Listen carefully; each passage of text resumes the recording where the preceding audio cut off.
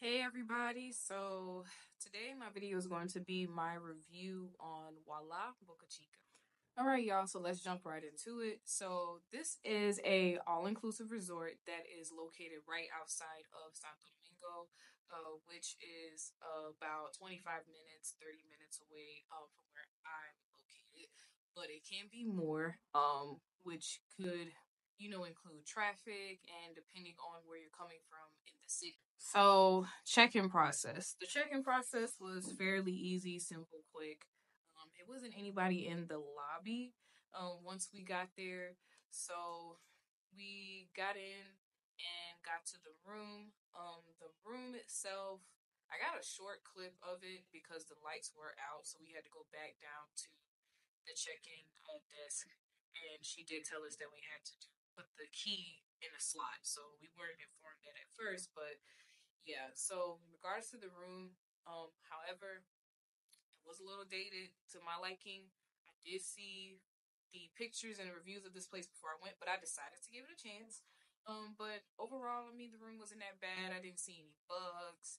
I didn't see any spots and stuff like in the linens, things like that. So the cleanliness of the room was pretty decent.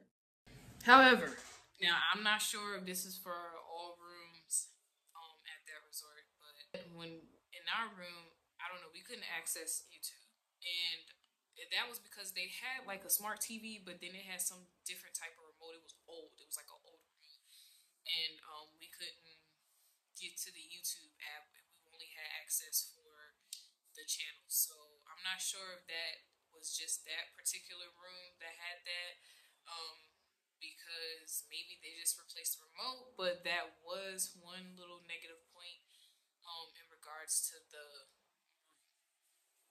Moving on to the food. So after we got there, got settled in, we went to the buffet.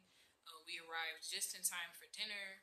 Dinner was actually pretty good. I didn't get to record the food because I don't know. This trip was kind of like unexpected, and I was hungry. So I didn't get to record the food. The layout was pretty decent. It was a smaller buffet.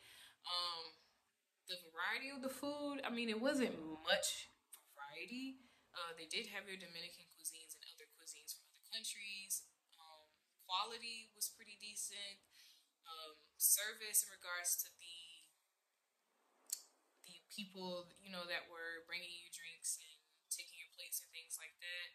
The service was pretty decent. Yeah, so in regards to the service at the buffet, yeah, everybody was polite, cool, funny. I mean, overall at the resort, I mean, the bars, the check-in services, and at the restaurant, it was pretty good service. Moving on to the other restaurants, they did mention they had on the property was like two a la carte restaurants, but I didn't see any, to be honest. Just that one buffet. There was another restaurant that was right there in like directly like on the water on the beach. Um, it's called Alma. It's not included into that all-inclusive package. Sorry, and you do get a 10% discount, but you still have to pay for the services, of course. And I mean, the pina colada that I had there, it was pretty good. I didn't get the chance to eat there, but I heard some pretty good things about that restaurant. So, if you're going to Boca Chica, try it out. All right, so moving on to the drinks. So, in my opinion, the drinks were a little watered down. Now, I believe it depended on who made your drinks because I know when I went to one bar and one particular person in my drinks, it tastes like straight juice, like whatever sweetener that they use. The pina colada horrible. Because it looks like they don't actually make it, with the blender and everything like that. They just have like one of those slushy machines and they give it to you like that, and straight ice, straight water. Now, the other bar that was located at the second pool, the drinks there was actually pretty decent. They got me right, so yeah, and it was the balance in between, tasting the flavor and the whatever liquor that was used, depending on the cocktail that you order. All right, so I'm gonna touch on the beach and the cost. So beach, right? If you are a big beach person, this will not be for you. I say that because there aren't any waves. Now, if you have been to Boca Chica, and you see that, they do have like water breakers to have the water a little bit more calm once it comes to the shore. It's not like beaches that you would see like in Punta Cana, Mondolio, or anything else of that nature. It is a little bit calmer of a beach and it's more like lake vibes. So if you love beaches for the waves and the sound or whatever, you will not like it. But if you're just looking to just have that scenery there, you will like it. It's quite relaxing. When it comes to it being a public beach, yes, you do have people who do come and try to sell you things, but I mean, for me, it didn't bother me as much because I've been here for a while, so I'm used to it. But yeah, that's the only negative points in regards to it.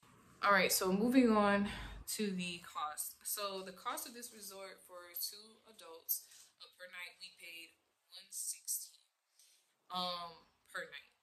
So for 2 days, so that will equal to 232 US dollars for 2 nights, and also in Dominican pesos, that would be 13,732 pesos. So in my overall opinion, 5.5 out of 10 for this resort.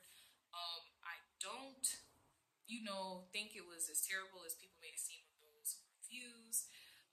But if you're just looking for a quick getaway option from the city and you want to be a little bit closer to the city, that is a great option if you're not that big on, luxury and high expectations for an all inclusive. And also, something easy, accessible, and affordable because, Punta Cana and, other resorts, they're a little bit farther out. So that was my quick and honest review of Whala Boca Chica, and thank you so much for watching. And I hope you guys tune in more and look for more resort reviews. And I hope this video was helpful and informative for someone who is, taking a look at some options of some all inclusives here that is close to the city of Santo Domingo. So thank you guys, and